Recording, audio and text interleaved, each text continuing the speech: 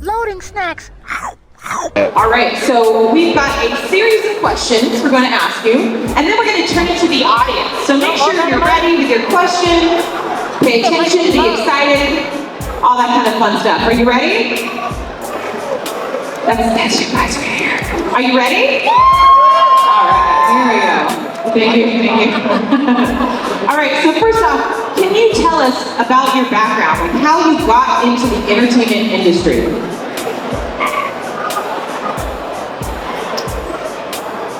It's a loaded question. I've always liked movies, comic books, things of that nature. But, my first exposure, I guess, was Universal Monsters. And going back and forth, I guess it was dinosaurs, because dinosaurs are kind of real monsters, you understand? So that's how I got into the science fiction thing. Does that work? Yeah. Yeah, okay. So monsters are, dinosaurs are how I got into the whole science fiction thing. And one thing led to another when I was in science, real science, to that engineering, Howard University. And I just decided after I saw what it's like in these movies, that, I think I'd like to get into the entertainment industry right here. So, here we are. Awesome. So you're known for both work in acting and writing. Yes. What inspired you to pursue these dual careers, and how do they complement each other in your creative process? Say that again.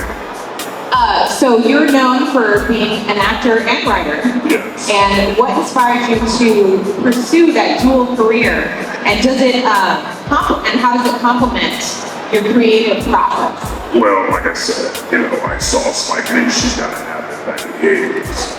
And that inspired me to get into television and film, writing and directing, things of that nature. And, my science background kind of informed my science fiction background. And so I kind of brought the two together. And that's how I started, really working with the industry. Awesome. So your work in creating Underworld franchise is well known. Yes. What was the inspiration behind the concept, and how did you go about developing such a unique and captivating world? Yeah, well, there are a couple of things, some interracial dating I, was doing at the time. Also, my love for, monsters fighting, which really came from the Universal Monsters. So if you're talking about the House of Frankenstein is the wolf, the House of Dracula, where all three monsters are fighting, that's really where it all came from. And of course, Romeo and Juliet, so Shakespeare. Awesome. So in Underworld, you got to play one of your characters, which I know you wrote yourself in, which is amazing, and I want everyone to know the story behind that, because that was an awesome story. And how did you prepare to play the character of Ray's Lyman? Well, my thing is, and I try to tell a lot of people this when they get into the industry, learn to diversify your creative lexicon. So it's not just about doing one thing, even though you might want to do one thing to survive and to keep on working and try to do other things. So my thing was I came out here to be a writer. That's all fine well, but you're basically waiting for an opportunity, and you should not do that. You should create your own opportunities. And so that's when I started writing my own stuff, and I decided to act in my own stuff as well. So when I was writing Underworld, I had already done some acting, and I wrote myself a part, and that's how that came to be. And so, if you're going to ask, do I prepare for the role?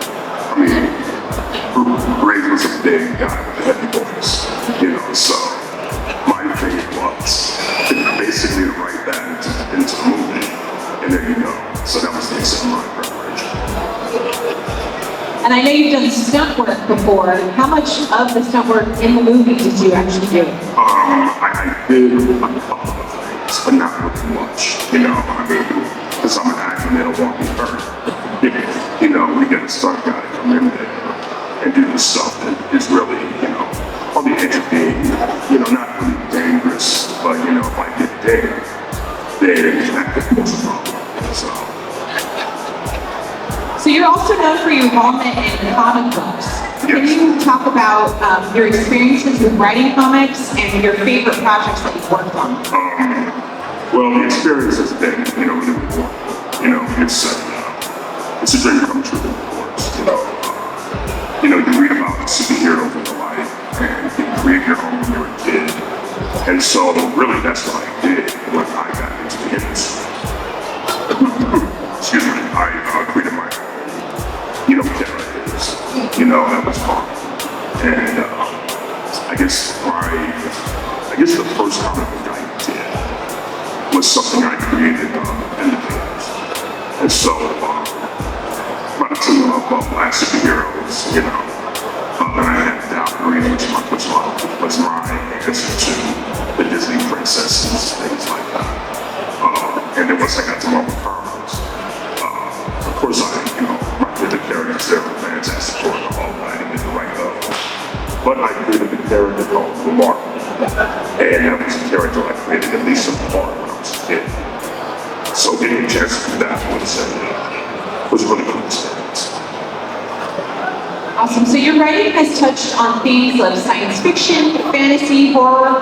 What draws you to these genres, and what do you hope to convey through your storytelling? Well, I think that there's a lot of college answers, of course. And what boy doesn't want to grow up and be big and strong? So yeah, that was really, kind of the inspiration. It was just fun, comic books, the way I look at it, are really like Saturday afternoon matinees, with a paper it's cool. So many of your creative works, including iframe designs, have involved reimagining the classic literary mythology of characters. Yeah. What challenges and opportunities did you face while, putting your own spin on these iconic figures? Well, I guess that's it. How big was your own spin on that?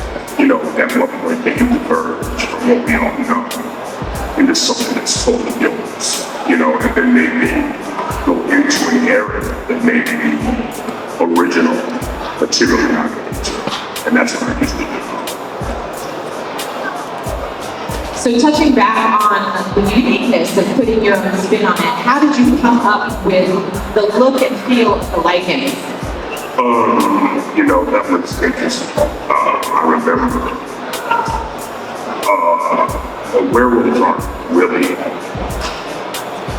werewolves are always cool looking or sexy if you want to look at them that way. Because of limitations of, technology of life. A lot of the werewolf creatures, the hair is matted. Wolves, if you look at them in nature, aren't really ferocious looking. I think there are dogs that are more vicious, that are actually more ferocious looking and intimidating. So the challenge was trying to come up with a design that would really work. And that's what I wound up doing. I was working on a movie called Grevioux. And what they had done was create a werewolf, cat while I was there. It was for another project. But when I saw it, I said, that's kind of what I want to be like in Underworld. So, guy, gave me a kit for that. And I basically took that and showed it to Patrick the Topless, who saw it and seen it before, and actually came up with a design that, took the best of that and the best of what he did, and really came up with something interesting. And so that's what happened. So cool. I love the whole spin on everything. So I know we've talked about this before, but no one's heard it out here. So you have a degree in microbiology. Yes, ma'am. And which is amazing. You got it at Howard County. Okay.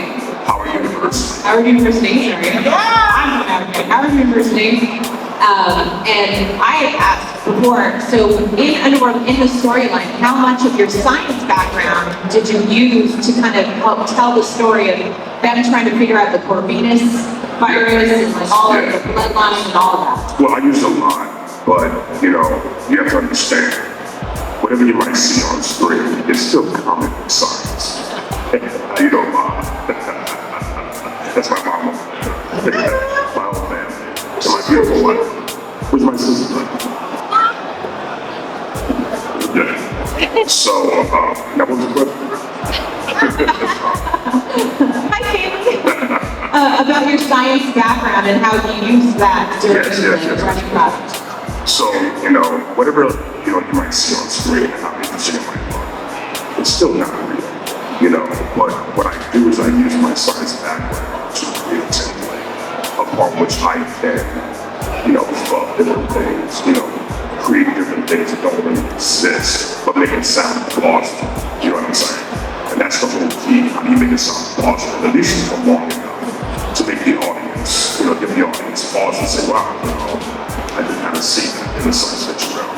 We all know too, and often science fiction becomes science reality. So that is very, very true. So I have to ask, are there any other creative mediums or genres that you'd like to explore in the future that you haven't yet?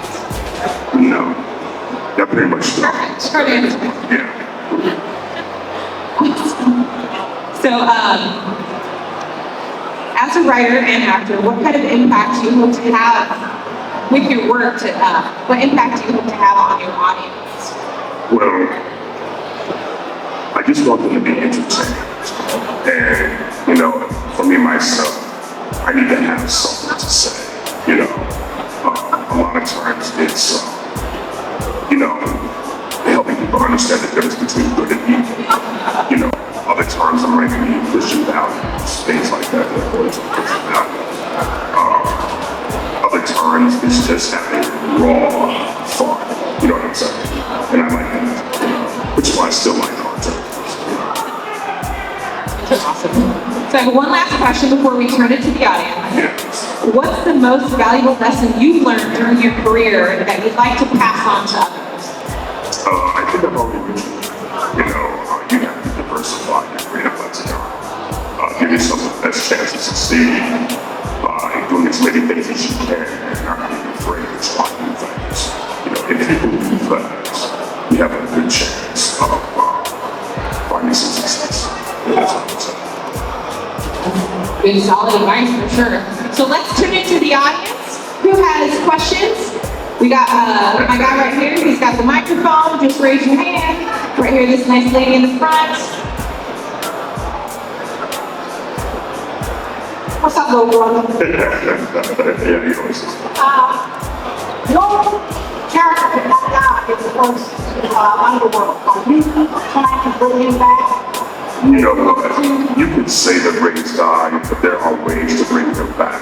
I mean, one of the things you saw, you remember the movie, Victor pulled the sword out of him. So the silver is no longer an issue. So you probably got to ran away and live the fight of the day. So if I get an opportunity. There's hope. It's such a great character. I love it. It's so intense. I feel like I know you wrote it, but 100% embodies that and feel. Yeah. Next question? I'm an Asian grad as well. We actually had a speech class together back in the day. Really? Yeah, I'm a Zoom major. Oh, okay. But I have some ideas about some storyline that I would like to present to someone. How did you get your first big shot to a producer or something like that? Or even with you know what? I'm trying to say.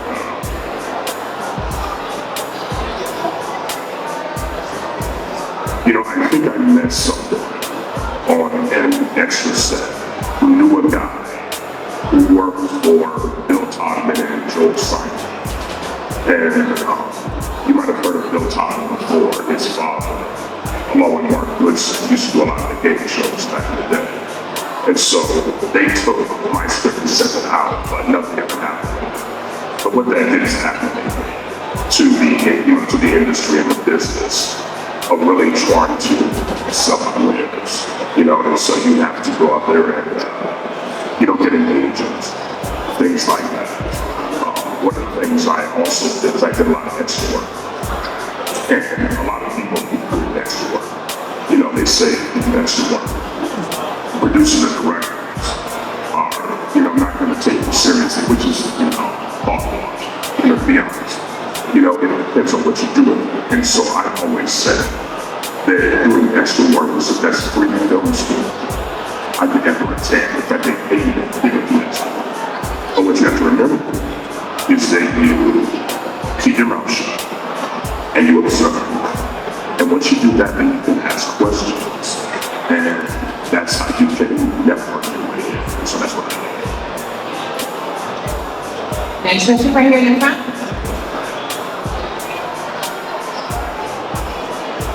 Hey, Kevin, we talked about Blue Marvel earlier. Yes, sir. So, how does it feel creating a character that's so powerful? Marvel has to invent reasons as to why he's not around for big events. Well, you know what? There are other issues as to why he's not part of big events. You know what I'm saying? Yeah. Yeah, so that's all of the story. All right, next question right here. Let's go to the back. Or right here. With any directed any other movies? Yes. Would you care to do roles? Not quite yet. But you'll be hearing about them soon. In the back, right here. A question? Hampton, the real HQ. Oh, thank you guys for HR. That's very true. Do you have any comic series that you're personally keeping an eye on or reading right now? If you're talking about ones that are not my own, Yeah. no. Over here at the back row, 10 minutes of question.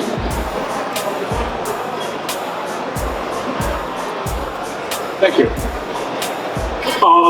Sorry. A little too close. When writing the draft for Underworld, how many rejections did you get first?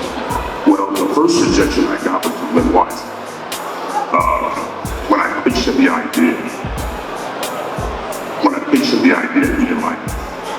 And I remember, he folded his arms and looked at his feet and was like, man, I don't know if this is going to work. I said, if we do it right, and here we are, 5 movies later. But to be more direct, it got passed on by everybody in town. And the reason why is, well, there were 3 reasons. 1, the director. 2, the writers. The third one is that producers are notoriously chaotic. And they don't really understand the geek world, even though a lot of them are most of the same thing do. You know what I'm saying? So look at all the negative things that people said about superheroes and the superhero genre, that it would never work. Well, here we are. Now people are complaining about it because they're together. Yeah, exactly.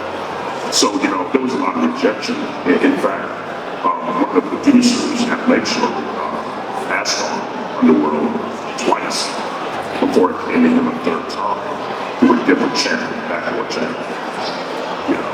So, yes, it was rejection. You're welcome. Next question? Anyone? No? Okay, well, I guess we're going to wrap up this panel. Thank you so much, Kevin, for taking the time with us today. Give it up for Kevin. Just so you know, if you do have questions or you want to take a photo or get something signed, Kevin will be upstairs in our guest room. You go upstairs, down the hall, at the end, to the left, hang a left again, and you will find it. It's McGinty Hall, I believe. And thank you so much, Kevin. What's going on, everybody? Did you enjoy what you saw? Of course you did. So if you want to help us out and support us, here's what you can do. On whatever platform you're currently streaming this on, just like, share, and subscribe. Then head over to patreon.com/loading snacks and become one of our patrons there.